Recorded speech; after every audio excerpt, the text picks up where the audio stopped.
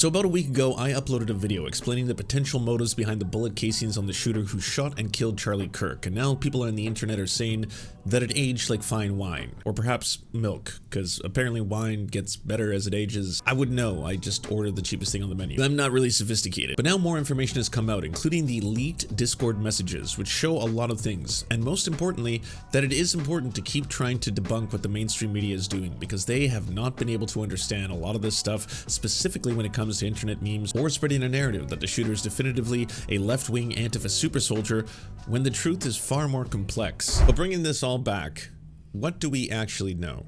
Well, for starters, the fact that the shooter is once again, as is often the case, a white cis male. In this case, the shooter happens to come from a registered Republican family, a family of ex-military, ex-cops, and preachers. These are right-wing individuals. They were heavily into guns, they had a lot of legal firearms, and they were into guns training for their children.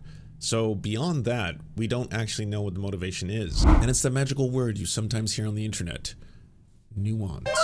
So yesterday, Benny Johnson says cover-up. Discord initially claimed Charlie Kirk's assassin never used the platform to plan or promote violence. Judd Hoffman, the Discord VP of Trust and Safety, said they had found no evidence that the suspect planned this incident or promoted violence on Discord. This morning, Cash Patel and Dan Bongino confirmed there was a Discord chat with 20+ members, and new reporting out just reveals that the assassin sent a final message to the group admitting his guilt and stating that he was turning himself in.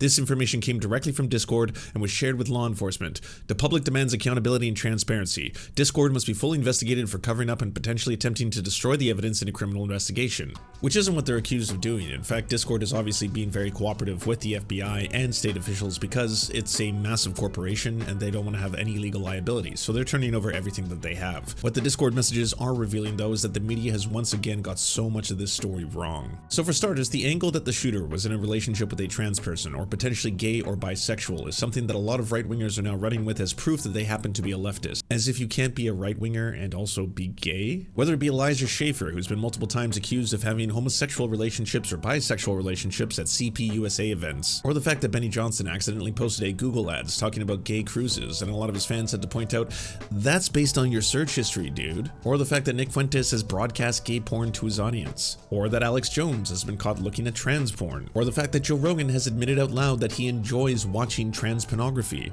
Like, she was recommending, like, keep, you know, you can still be a woman, just keep your cock. Have you watched Trans Chick with Porn? Because it's pretty great. Have I not watched it? It's pretty good because you get the dick and 2 women. Yeah, but then you're kind of whacking off to somebody with a dick.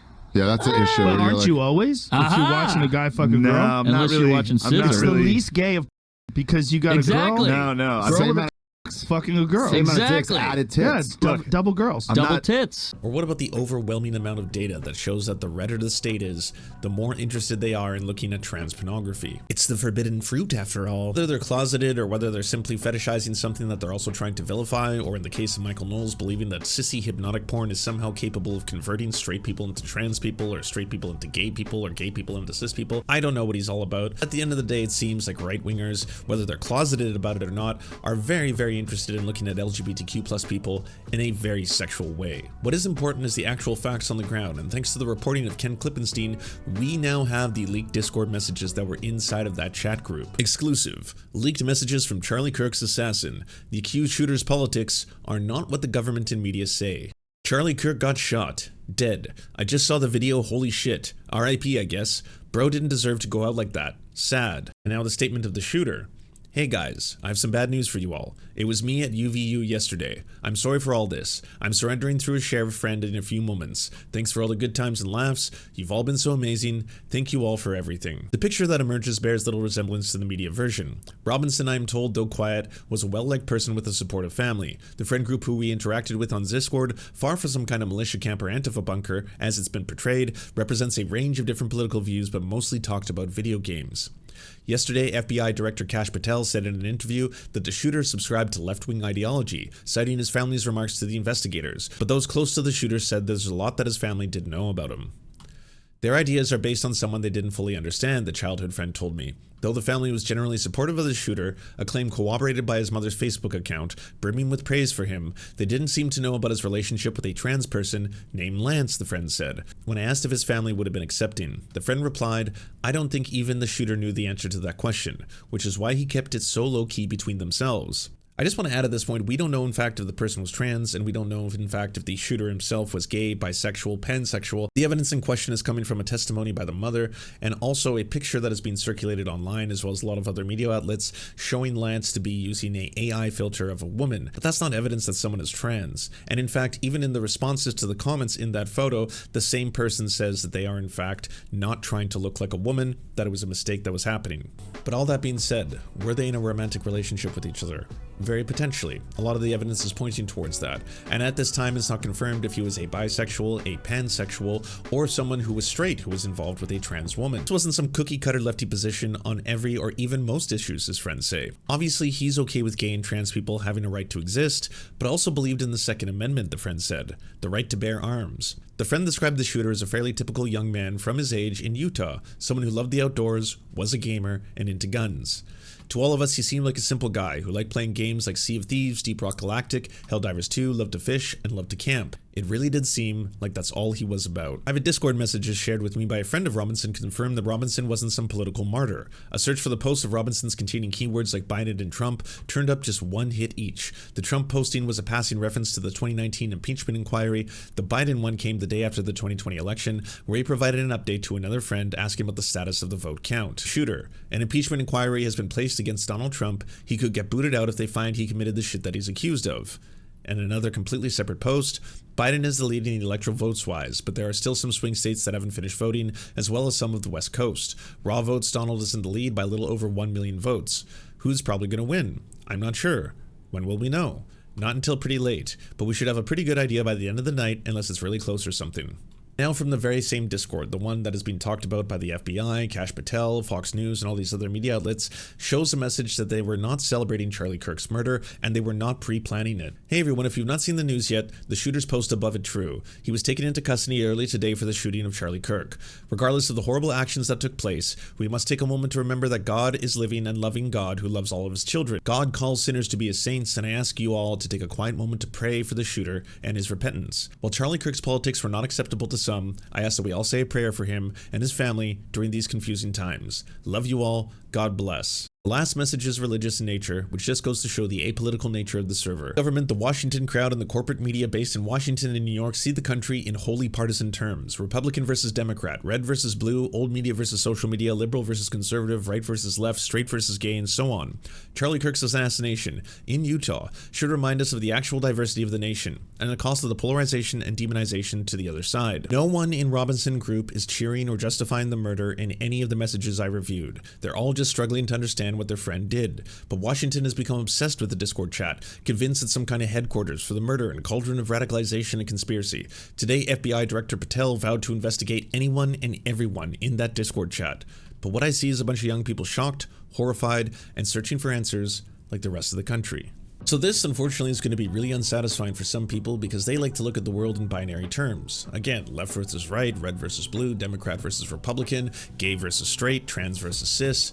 But at the end of the day, people are complex. People can have a variety of different views. You can be very into guns, come from a MAGA family, come from a pro-cop and pro-military and preacher family, and love the Second Amendment, while at the same time you might not agree with their stances or views on trans people or gay people. You could be in a relationship that is either homosexual, bisexual, pansexual, or a straight guy being in a relationship with a trans person and still not be completely okay with the fact that on the left, there's a lot of people who are asking and calling for more gun restrictions and want to restrict the Second Amendment so that less people die from gun violence. Now that's not to say that there wasn't any political motivation whatsoever. As apolitical as it seems that him and his friends were, there's also the Utah state filing, which shows that he specifically targeted Charlie Kirk according to these leaked text messages, which may or may not turn out to be true. But here's the most important part of the story. The shooter, insofar as the evidence shows, was from a Mormon family, a religious family, a MAGA family, a pro-gun family, a family of ex-cops, a family of preachers, and ex-military. That same shooter was a white, cis male. Whether or not he was homosexual, bisexual, or a straight man in a straight relationship with a trans person was not the motivation insofar as any evidence has been shown towards his desire to kill Charlie Kirk. If you remember the timeline here, originally the shooter was said to be a trans person, but then it was like, oh wait, scratch that. The bullets themselves were trans. Okay, wait, no, scratch that. The roommate was trans, or in a trans relationship with him or something, I don't know. Okay, wait, scratch that. And then it eventually got to, on his Spotify playlist, he had listened to an artist that may or may not have spoken about trans themes. For anyone to blame the trans community for the shooting, for this shooting to have been motivated by transgender ideology, that would have had to have been a core component of the reason why he shot someone, as in he was trying to kill cis people on the behalf of doing violent political radicalization for trans people. Because at the end of the day, the trans partner is the person who, once they realized what had happened, was horrified and turned in as much evidence as they could to the police. This is a hero. This is the person whom the right should be celebrating. How many right-wingers would turn in their partners or family members after they discovered that they in fact had committed a violent act? In fact, Matt Walsh had an old article saying that he wouldn't even turn in his own son if it turned out his son had sexually assaulted children. So this was not a shooting caused by trans people. This was not a shooting caused by trans radicalization. And while Laura Loomer, Matt Walsh, Tim Pool, and every other person is trying to point towards radical trans ideology here, even in the FBI statements, the statements of the court filing, there is absolutely no evidence towards that. I know this is a difficult time, and one in which people are trying to find motivation anywhere they can, but at the end of the day, you blaming the trans community for this shooting is the same thing as leftists not letting the Groyper angle go. There was some evidence that could point towards him being a Groyper. That is turning more and more likely to not be true, and as that is the case, you have to accept the world for what it really is. People are complex, people can have a variety of different political opinions, there are gay people who are Republicans, there are trans people who are Republicans, there are conservative people who actually have some leftist beliefs, and there are leftists who have conservative beliefs. There are a lot of leftists who support the Second Amendment, there are a lot of leftists who support gun rights. This is not a one-size-fits-all. While everyone in the media and the pundits are trying to make us all hate and fight and kill each other, the real fight that is going on is one between the super wealthy and the poor. The 99 versus the 1%, or in this case, the 99.9% versus the 0.01%, because ultimately, it doesn't matter if you are on the left or the right, the red or the blue, they're the ones who are going to benefit from a bunch of people who are in marginalized communities, all fighting each other. Instead of asking for more wealth equality, instead of asking for more taxation on the extreme wealthy, instead of asking for less consolidation between mass media empires like Rupert Murdoch owning all these newspapers that are now pushing a very distinct narrative. This is the kind of stuff that is dangerous. This is the kind of stuff that is actually controlling us. This is the kind of stuff that is destabilizing society. And as long as we're all fighting each other, as long as it's Democrat versus Republicans, left versus right, gay versus straight, then more violence and political violence is going to keep happening. Just a quick note that the so-called leaked text or transcript the FBI made of the text conversations between the shooter and his roommate or partner have been released in full, and I'll have to do another breakdown to all the conspiracy theories running wild on the internet surrounding them. Kash Patel had initially stated that the copy of a note that was written by the shooter has since been destroyed. He doesn't explain why, but then states that due to our aggressive interview posture, they have an authenticated version that they're going to submit as evidence. Note, we believe what did exist, and we have evidence to show what was in that note, which is, and I'm going to summarize, basically saying, the suspect wrote a note saying, I have the opportunity to take out Charlie Kirk, and I'm going to take it. That note was written before the shooting. Evidence of its existence, we now have learned, existed before the shooting, was in the location in the suspect and partner's home. But we have since learned that the note, even though it has been destroyed, we have found forensic evidence of the note, and we have confirmed what that note says because of our aggressive interview posture at the FBI. I don't have time in the video to explain the amount of problems with every aspect of this scenario, not to mention the internet is already running wild with conspiracy theories that this either somehow means they're framing the shooter, or that Israel is involved, or that they completely fabricated a conversation between two 20-year-olds that reads like a 45-year-old typed admit to crime into ChatGPT. But even taking everything at face value for the time being, I'll just state that everything still does stand that according to the official story, the alleged trans partner or roommate of the shooter was shocked to discover what had happened and decided to turn over all the evidence to authorities, and according to Utah state officials and the governor, has cooperated completely. But also that because of how poorly Kash Patel and his absolute clown show have been feeding false or absurd information to the media, that the defense is going to have a lot of angles to propose miscarriages of justice that have occurred here. But more about that on a later video. Thank you so much to our patrons for making this show possible. We could not fund it without you. And if you want to join, please check out patreon.com/theserfs to unlock bonus episodes, uncensored content, and all the good stuff. Thanks to Anna Loves Riley, Addercap, Bobby Lasers, Cheryl Alvarez, Comrade Junkie, Doug Caddy, Everything Important, Hegbard Salim, Multimondi, Omni, Political Papi, Preston Kroll, Quiet One 85, Riley and Anna, Roller Dragon, Cernicus, Stellar Gwyn, Sebastian Demmel, Tigwick, and Words Greenwood.